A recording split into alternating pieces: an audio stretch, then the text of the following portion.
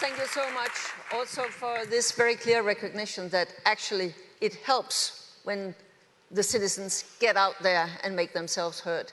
I would like to go to the mayor of Freetown, because I know you have also been working, among other things, to mobilize young people in your community. Try and give us an insight as to how you are sort of balancing between these different interests, and when you have the activists going there and you have to take the decisions, how are you using the mobilization?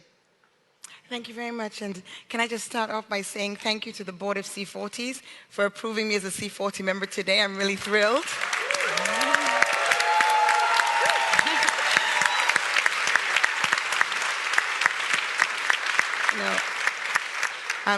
As a city, we're totally committed to the ideals of C40. And I'm here today as a mayor. Exactly 1 year and 5 months ago, I was sworn in. And I came into this role purely because of the environment, not from a political background, not from a public service background, because of a deep concern for where we're going with the environment. In terms of how we're managing this, I was really interested to hear what the mayor of Salvador said in terms of adaptation. So very often over the last couple of days, people have said to me, you know, how are your young people mobilizing? And the reality is best summed up by the submission that Hilda from Uganda made in the press conference just a few minutes ago, when through tears, she very, very deeply, sincerely communicated to us her reality, the loss of her family land and home and schooling because of climate events. Our young people typically are consumed by survival. They're consumed by getting through the challenges which extreme temperatures have created, which have led to more rural migration. They're consumed by dealing with the events or the impact of the flood events, of the extreme weather conditions. So the mobilization that they do is not in the way that Fridays for Future is done. But it's just as important. And from my perspective, with this platform, I think it's so important for us all to not only be thinking about the emissions and cutting them down, but recognizing that because, as the Mayor of Salvador said, 7 years ago, 10 years ago, 15 years ago, nothing was done about adaptation, and frankly, not much was done about stopping the emissions. Here we are today. We've also got to, at the same time as we talk about stopping emissions, we've got to recognize that there are millions of people whose lives are now at risk, whose livelihoods are now at risk, whose children's future is very much in doubt. So our dual path has to be dealing with the emission reduction, but also that divest, invest has got to be about adaptation, has got to be about investing in those communities, principally in the global south, but not exclusively. So when we talk about activism, with Women for Climate, just in August, and it was poignant because on the 14th of August, we launched the Women for Climate Mentorship Program, inviting and creating a platform, working with Mayor Anne Hidalgo and her team, creating a platform for young women, or any women really, to join us, and we support them in coming up with climate solutions. The very next day, we had one of those extreme weather conditions. There was a terrible flood, and young people, in fact, the 4 people who died were all under the age of 22. Thank you very much, Mayor. And also thank you very much for reminding us that people in politics, they do not come out of the blue. They are not born like people who don't care about a thing. They actually often are going into politics because they are exactly interested in making an improvement in society. So thank you very much for reminding us that. Maybe I thought there is sort of a contradiction somehow between being the activist, going out there, saying what you want, and having your course. And then the reality that sometimes change takes time. Politics and decisions takes time. And many of us are impatient. But how can we sort of build a bridge between these things so that we will not end up in a lot of frustrated young people and other people being frustrated because things are not happening as fast as they should? How can we sort of align these things? What needs to be changed where? I know it's a big question, but I think it's quite important because I could fear that we would soon see some kind of frustrated polarization. What is your thinking about that? Well, I think we have a lot of examples of where mass movements have helped create the political conditions for political decisions to take place. And it's when those two forces are able to work in alignment with each other that we see not only the most aggressive and ambitious policies being taken, but we also see the movement get strengthened. And we see examples of this in the recent decision just today in Brazil for 4 oil blocks to be stopped from being permitted in a coral reef area. This was an example of an activist movement that mobilized in these hearings, and the decision was taken not to do it, and the decision was credited to the work of the activists in pushing them to do it. And when we see examples like this, it helps both sides, because it helps those of us who are trying to create political space and those, most of you in this room, who are walking through it and who are helping guide these visionary agendas. So I think it's so important in this moment. The next few years are so crucially important that our starting point not be a dichotomy between what has to happen and what can happen, but a commitment to the vision of what is required, and that all of us are actually partners in getting there together, because that's what is happening on the streets right now. That is the call for action. And some people ask, oh, well, the message isn't really clear. I don't really know what's being asked for. How many people in this room are confused about what is being demanded by young people? I thought so. We all understand what has to be taken into account. We all understand what the science is saying. We all understand what the demands of climate justice require. And so it's up to all of us to be creative. And of course, it's going to be challenging, but we have to keep our commitment to that possibility. Otherwise, this is exactly what the fossil fuel industry wants us to do. They want us to be caught in a fight amongst each other about ambition versus reality. And it's our job to not give in to that false dichotomy and fight for what's right.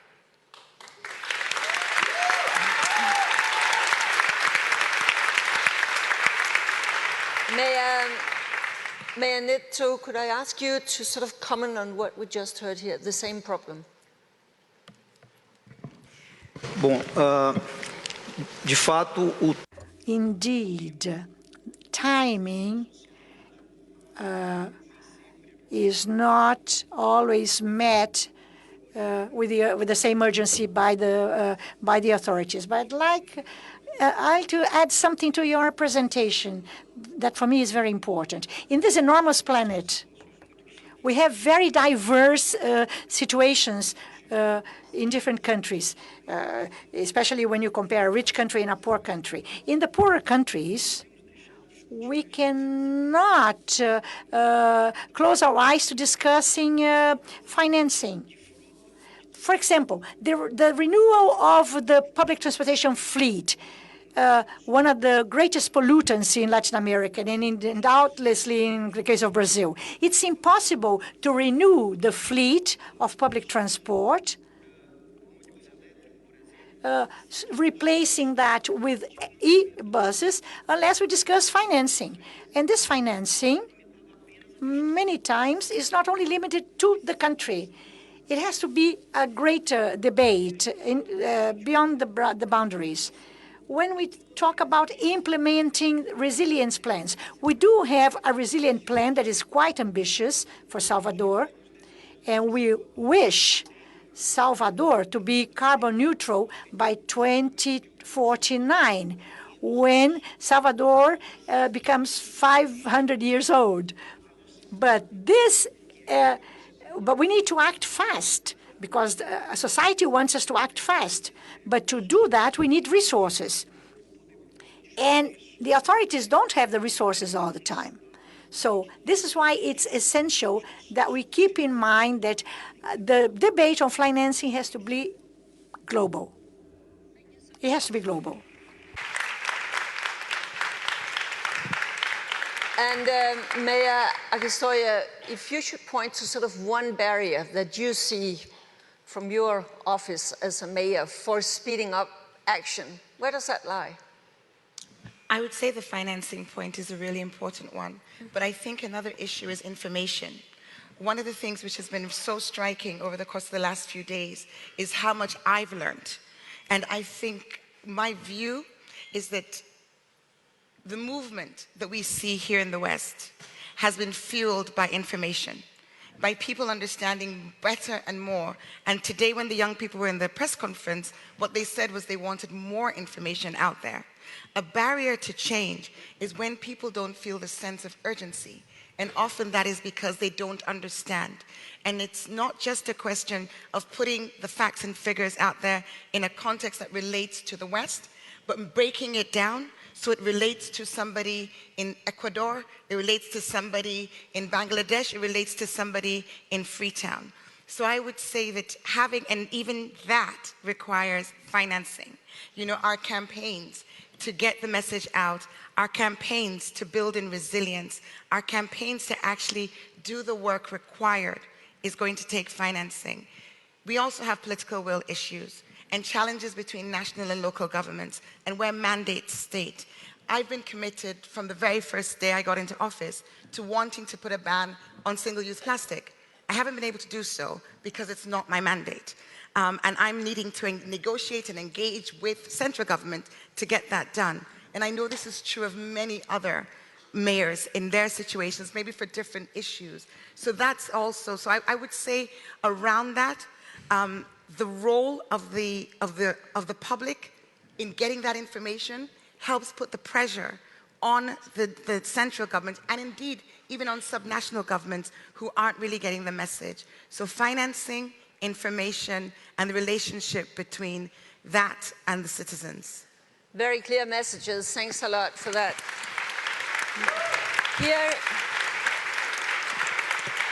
Here in conclusion, I would like each of you, if just 20 seconds or so, come up with sort of your wish.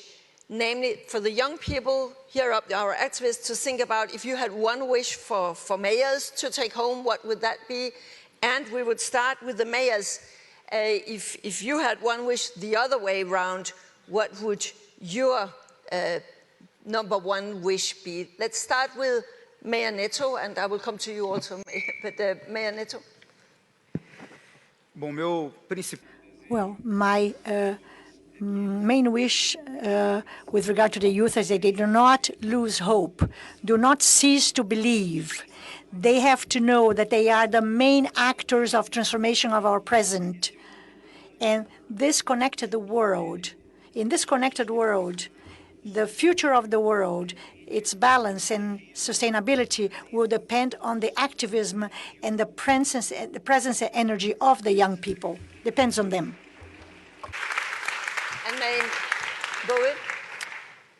I would say political courage, and I would point out that the word for courage comes from the word for heart.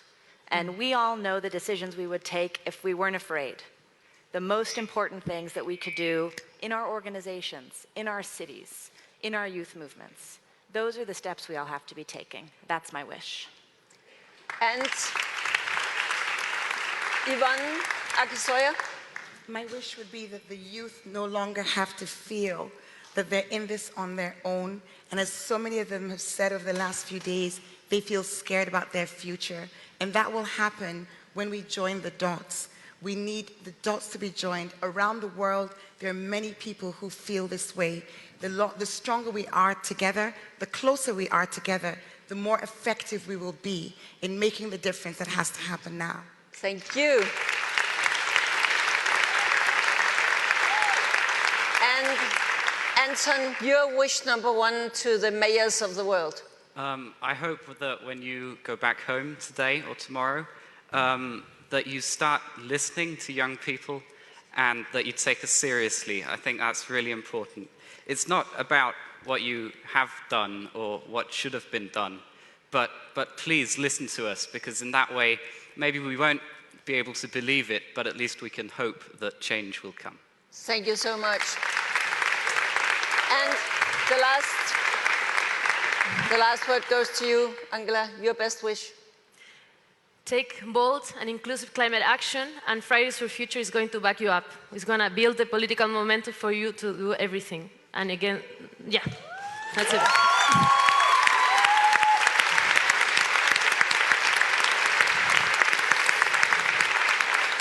That concludes this panel up here. I think very, very clear 5 wishes. Don't lose hope. More political courage, please. You are not alone. The dots must be joined. Please start listening and take the young people seriously and come up with bold and inclusive solutions. Thank you to all of you.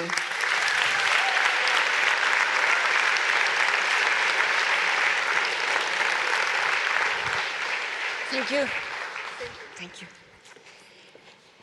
And with that, we have come to our very last agenda point. And what we're going to witness now is actually a first.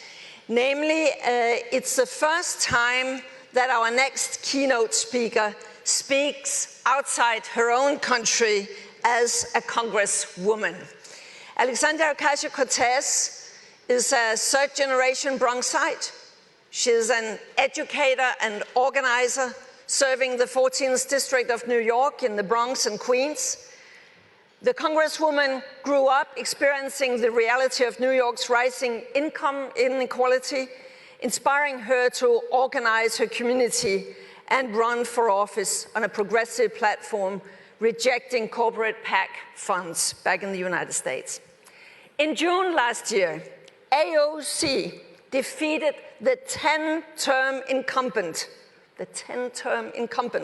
to become the Democratic nominee for the 14th District, and she went on to make history in November last year as the youngest woman ever to be elected to Congress at the age of 29 years old.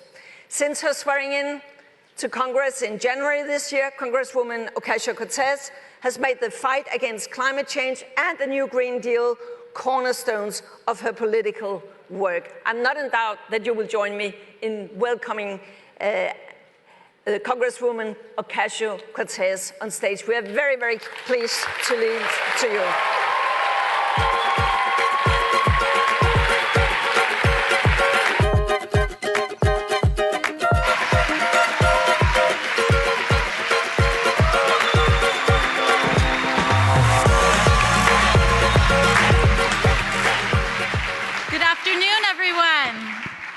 Thank you, Ms. Hedegaard, for the introduction. Thank you to C40 and the city of Copenhagen for welcoming me and everyone in this movement to your city.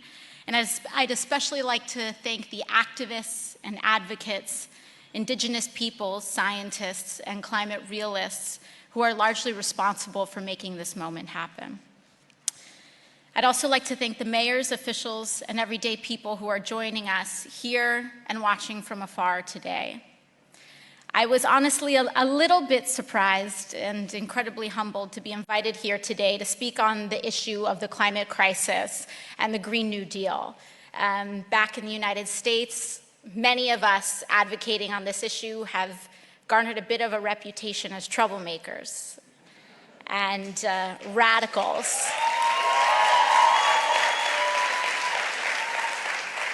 So in that spirit, I will not waste much time, and I want to move to speak with candor, frank honesty, truth, and frankly, scientific consensus. It's no secret that we are meeting here today at a very perilous juncture, a crossroads, one of extinction or opportunity. And every decision we make between now and in our children's lifetimes will determine how human life will fare, whether we suffer greatly or build together. It is our choice. To the chagrin of many of the politicians and voters, I am sad to report that there is no middle road on the climate crisis. We will either address the problem meaningfully and in accordance with scientific consensus, or we will not. The statement is not a matter of radicalism, it is a matter of fact, of policy, and of science. And many of the decisions we make, particularly as executives and policymakers, will either contribute to destruction or preservation. And that contribution is measured in the form of emissions, injustice, and inequality. As elected officials, we have an obligation to tell the truth. And in many different junctures and moments, we have not. Not on this issue, not fully, and certainly not in our policy. Many of us have read the science, have been briefed by the world's experts, and have seen the projections and implications in our communities. Yet we speak in broad terms, as though we do not know the things that we know. We do not speak often enough about this crisis in real, human, understandable terms. And that impulse is understandable, because when we speak in what scientists, in the terms that scientists are urging us to, we can be easily labeled as alarmists, or, if you are not a man, hysterical.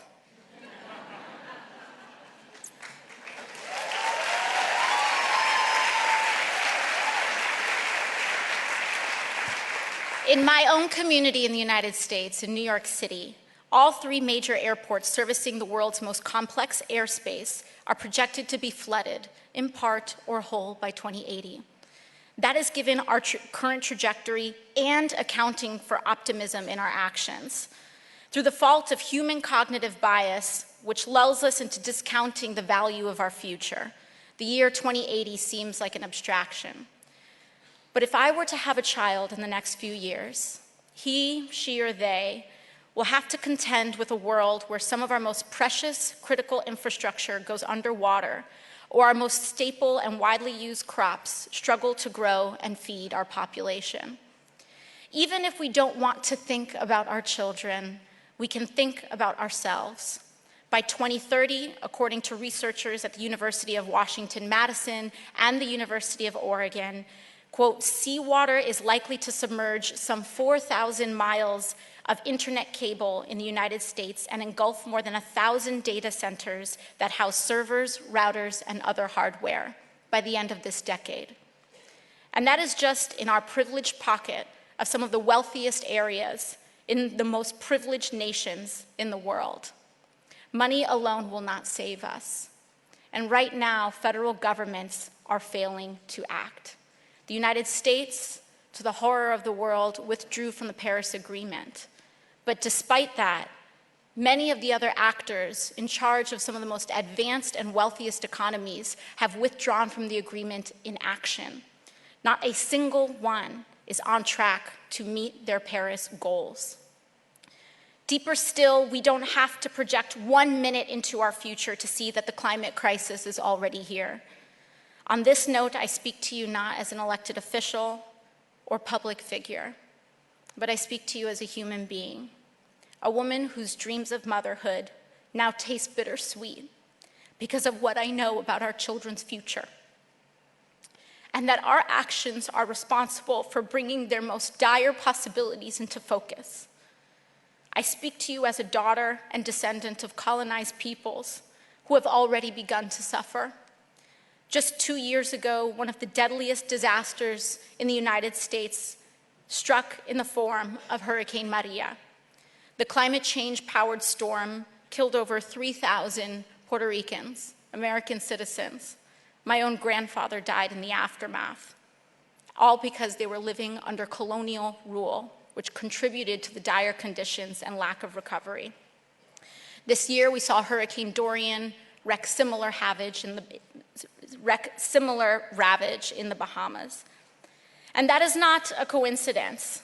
As many have noticed noted, in an awful turn, the climate crisis's path is first impacting those who have not only contributed to our emissions the least, but have already suffered greatly in the global history of inequality, colonization, and imperialism.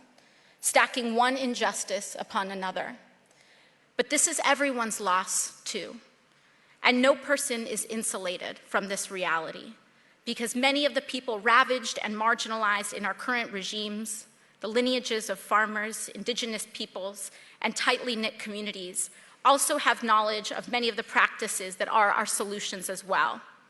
So it is no secret that many of our scientific conclusions reinforce indigenous wisdom and practices cultivated over thousands of years.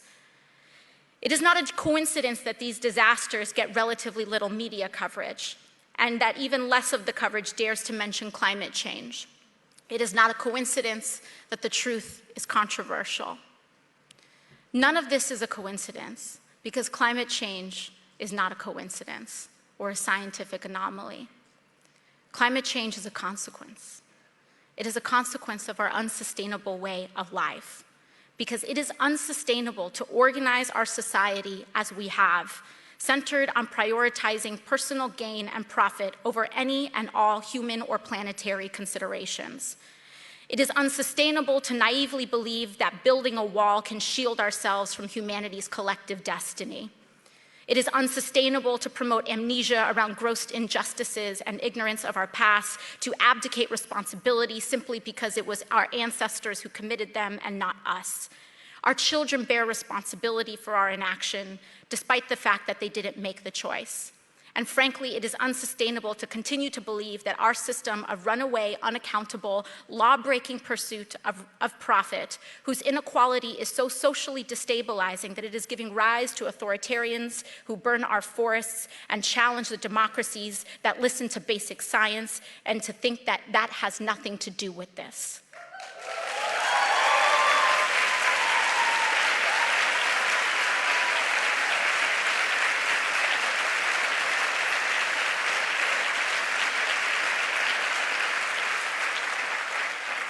It is unsurprising that this juncture coincides with a political moment of stark contrasts, that we must choose whether this moment will lead us to regression or evolution, authoritarianism or greater democracy, extraction or preservation.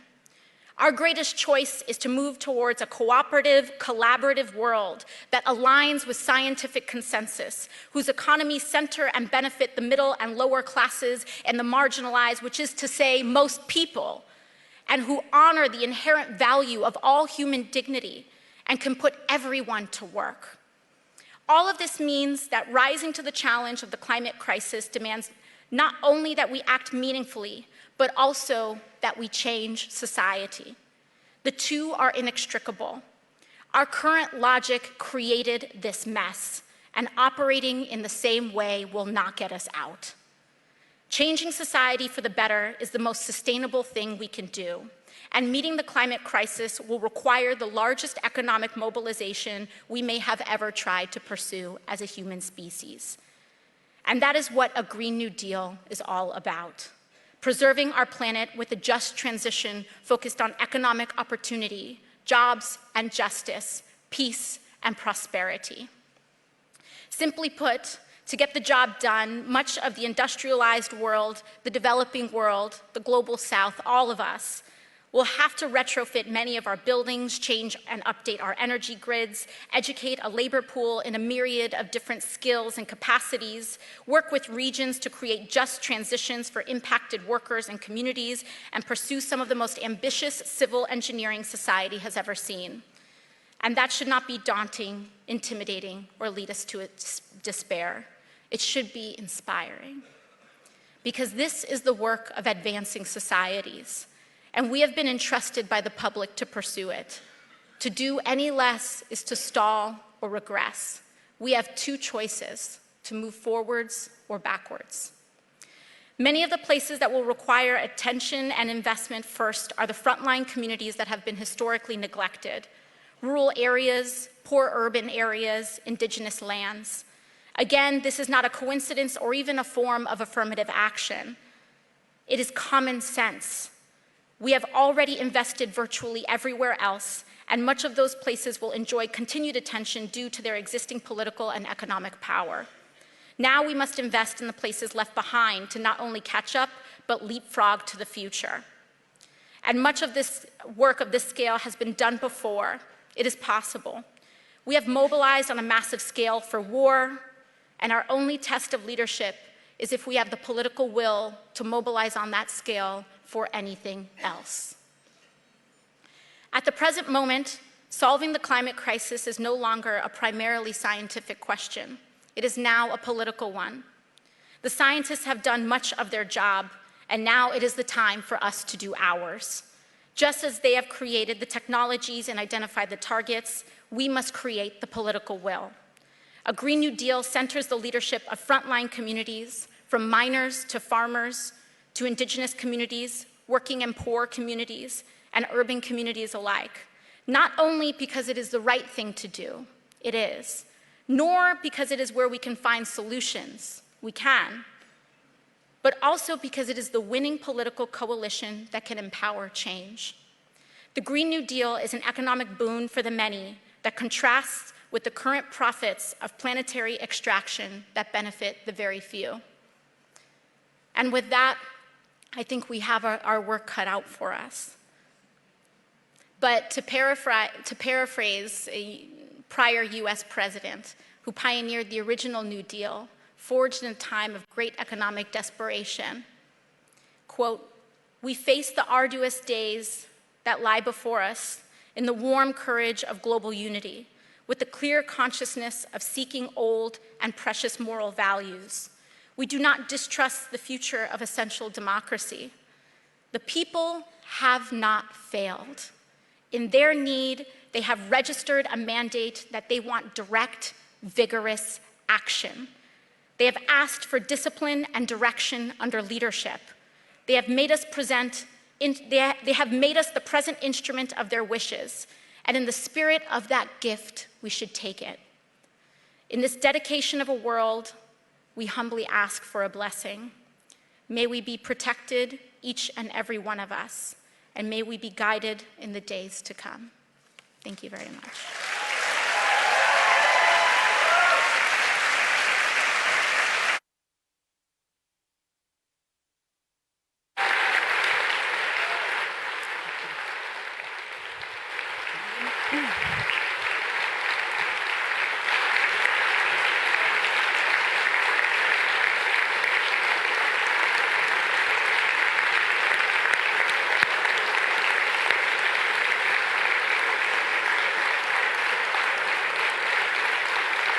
Well, I don't know about you, but somehow I think that the US Congress deserves a voice like this. So,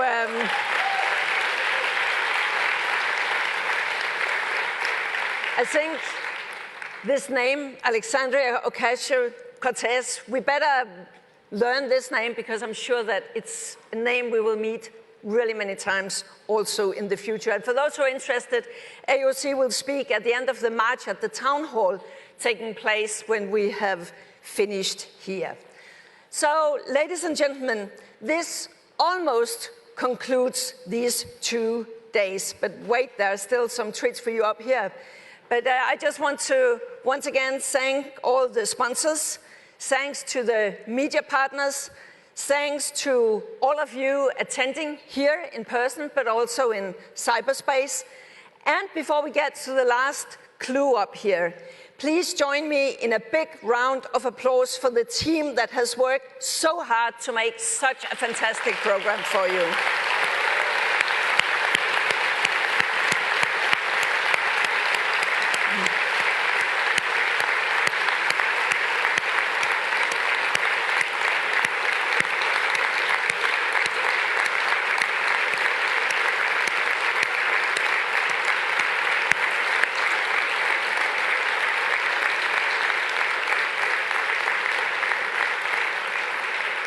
This is really a prof team, I must say. It has been a pleasure to work with you, and I think everybody have felt your professionalism. I know that you're going to party tonight, and I wonder whether you will have any energy left to party. But now, let me invite back on stage for the last big farewell show, the Lord Mayors Jensen and Hidalgo, and then thank you for me.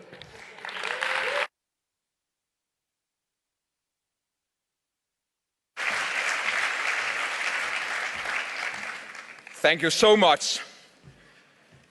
Dear colleagues, dear friends, dear climate activists, are you here? I can't hear you. Are you here?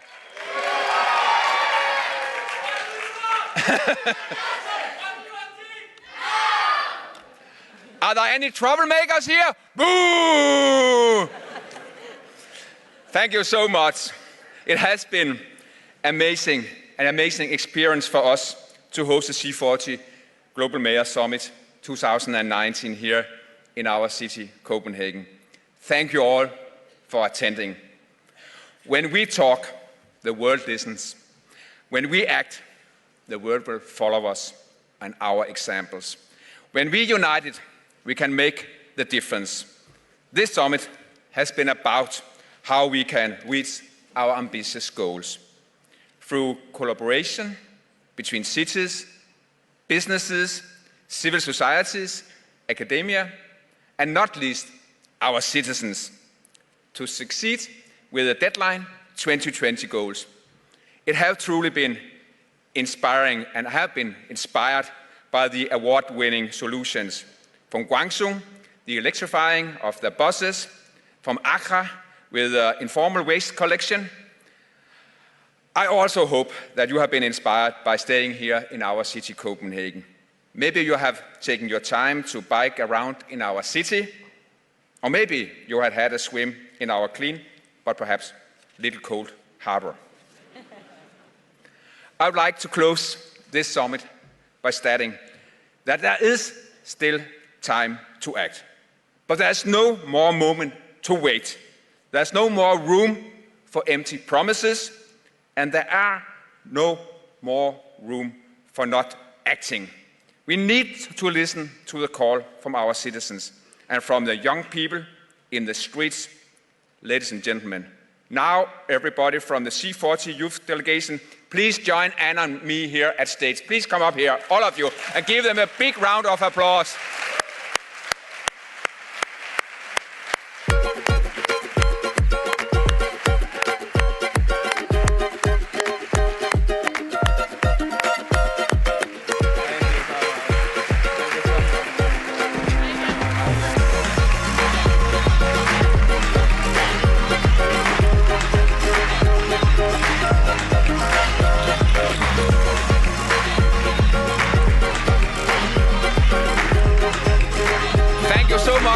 To the C40 youth panel here at stage. Thank you for your hard work, for highlighting the climate emergency. And now let us go and join the climate march. Let us show the young people that we heard their messages and we are ready to act. Thank you very much for joining us in Copenhagen, all of you.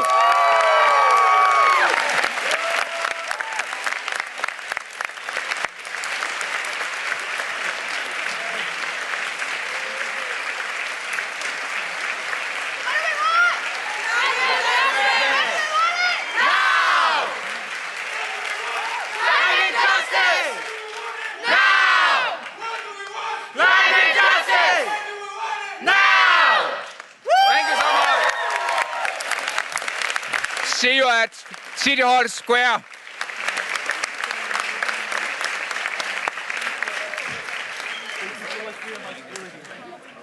Tak for at det godt event.